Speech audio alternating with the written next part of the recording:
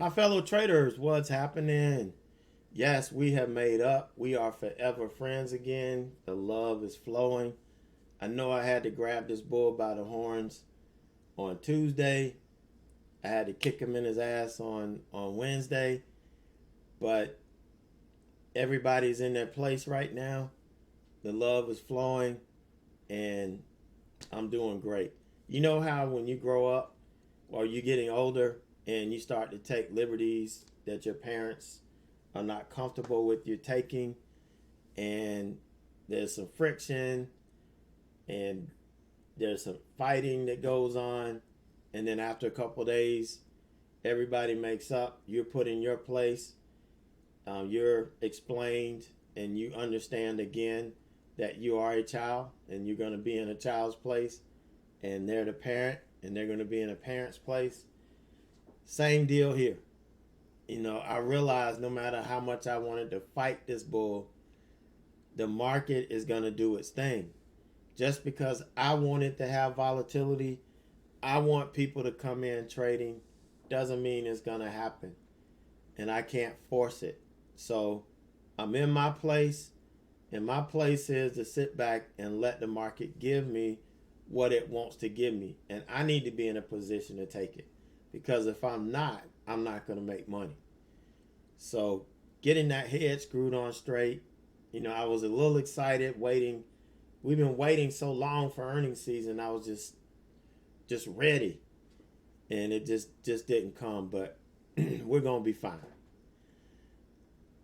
All right. So guys, I know most of you are doing a day trading class, and we started the day trading class. If you haven't seen the first swing trading class yet, go back and watch it. It talks about the cycles that the market moves in. When the market, there are two cycles that the market goes through, where you're not going to have a lot of volatility and you should not expect it, because the market is trading in these phases. Now, when it breaks out the phase, you're going to see some volatility, some good trading. Our trades are going to be more explosive. They're going to move larger moves. That's when we see it. And we have two phases that we see that in, two phases that we have some low volatilities where the moves aren't going to be as huge as we like. And right now, that's where the stage we're in. That also affects my aftermarket earnings, which is why I told you guys, look, we're not doing that this week.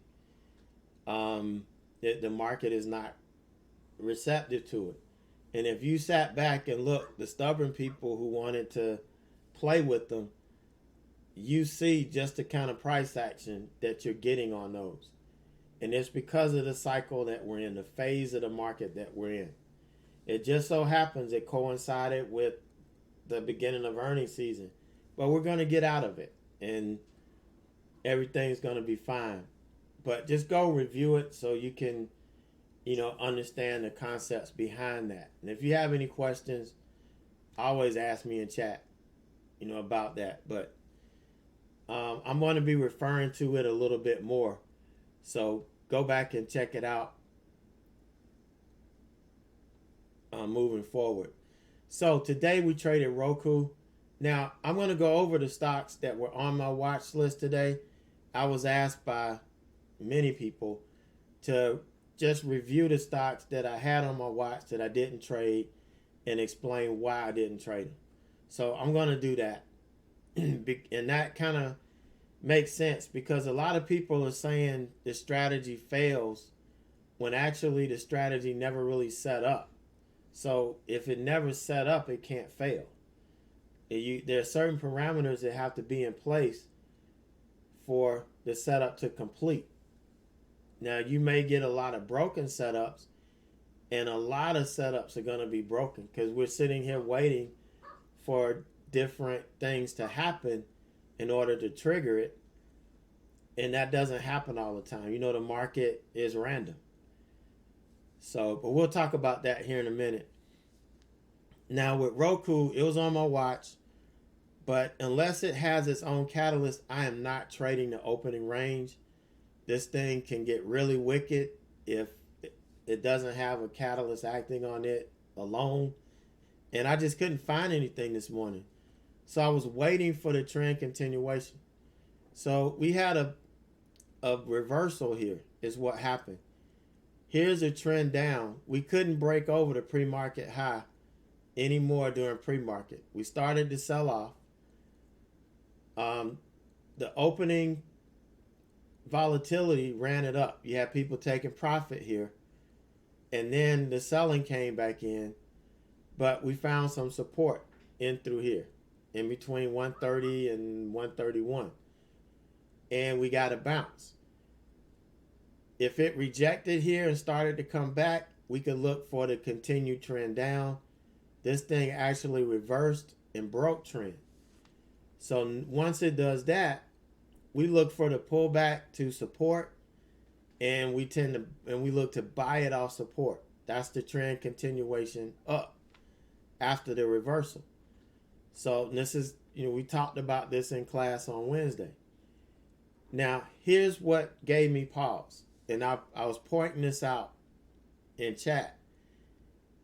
These three candles, when it hit this 134 deal, it got slapped down 3 times in a row.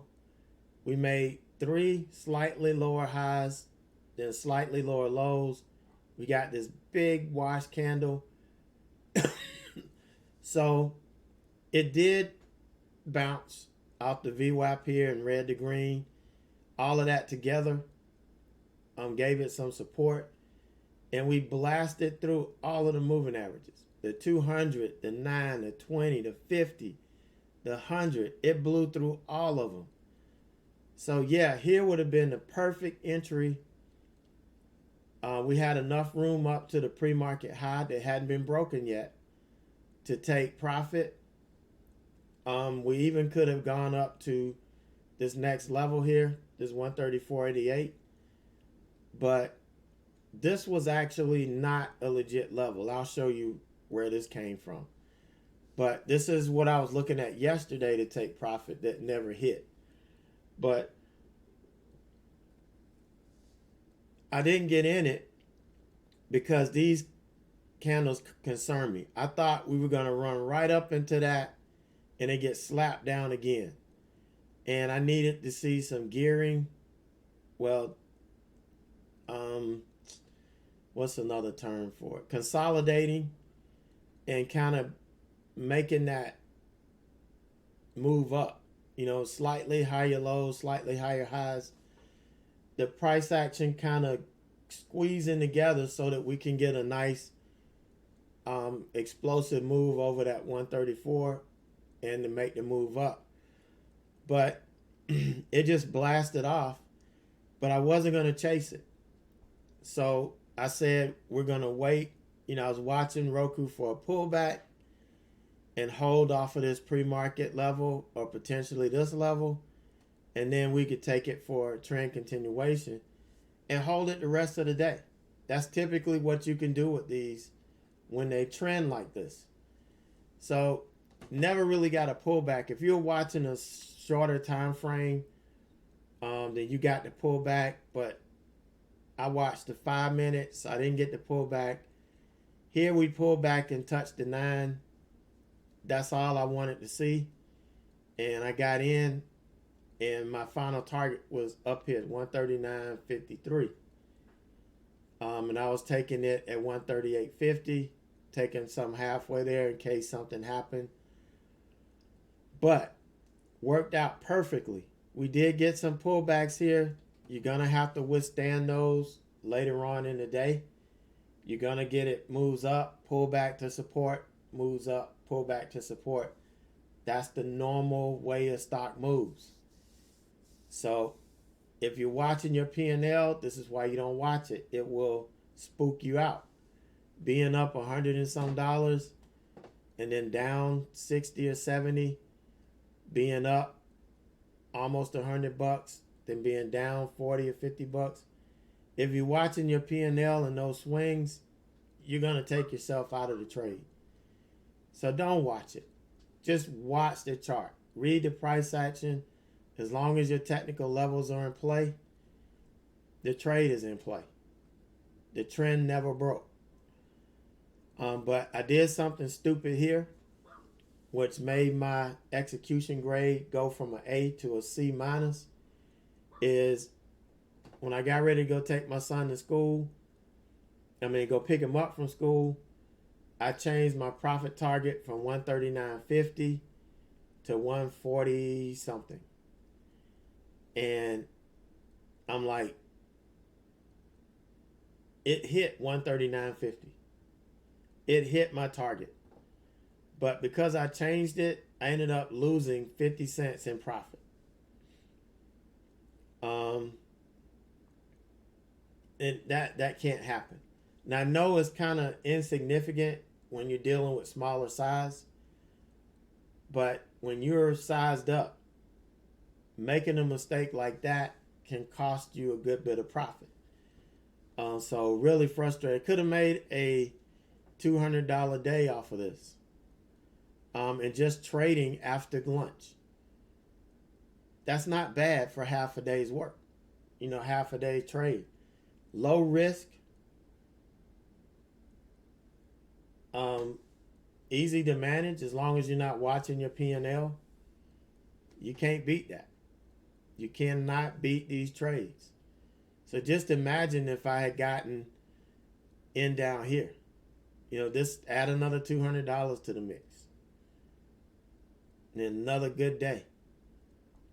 But if I saw this again tomorrow, I'll probably make the same decision. So I'm not mad about not getting in here. That's just me analyzing price action.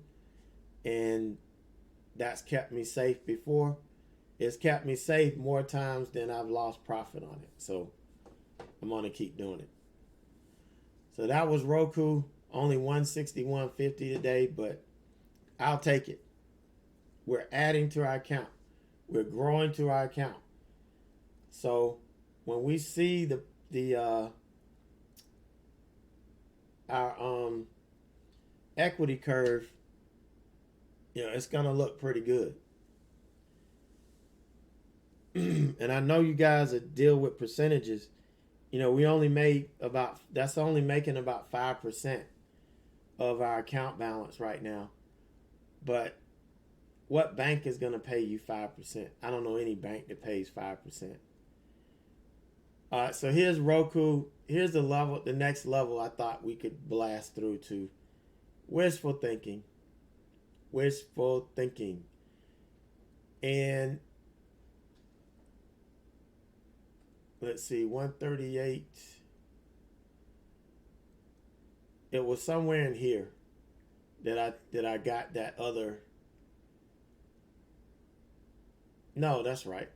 Okay, I'm good. The 134.88 level came from here. I was looking at this as a target yesterday. That's why it's on my chart.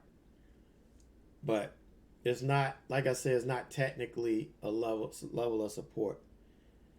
All right, and here is the a 20 EMA cross. This was the oversold hook. A couple people got this. That was, that they swing trade and they caught this. And this is what I got interested in, the 20 EMA cross here. Here was the gap up. This was the entry day on Tuesday when we had that huge run up here. Really nice trade so far if you caught the 20 EMA cross. Those of you that scan every day, you pick this up. Really nice move on that. All right, so IBM. Now looking at IBM here, the only trade for me probably would have been to the long side, because look at everything that we had to deal with going short. Now, if we sold through this early, it would have been a short for me. But we didn't get through it. Here's the opening range low. Even though this next candle broke the opening range low, this is not a legit setup. We have not broken the pre-market low yet. Now, if we didn't have this resistance here, or this support here, this is pre-market support, that was too close, because this is exactly where the stock failed. This is the mistake I made maybe last week, where I didn't take into account this level. I was just looking at the, it might have been this week, I was just looking at the pre-market low. But yeah, if this level wasn't here, definitely I would have taken this short here, covered some here, covered some here. This would have been an okay trade. But this is not a good opening range breakdown setup. You got too much support up under it. So the setup didn't complete. It's not clean. So you can't really call this a failed opening range breakdown when the chart pretty much told you that the setup is not going to work. So that's what happened with IBM. This is why I didn't take it. And this UMP, this one has some really wicked price action. And you can see the candle that printed before the open. This is what, a $4.50 candle? The ATR is only $3 and some change. But wicked candle here. Another huge candle. And you stay away from these guys. That's what I said yesterday. When it prints these candles like this, these are the ones I typically stay away from. Now, why wasn't this a good opening range breakdown setup? Since we had it dip below here, we had it dip below there. Right here is the 20 EMA from the daily. In order for this level to be lost,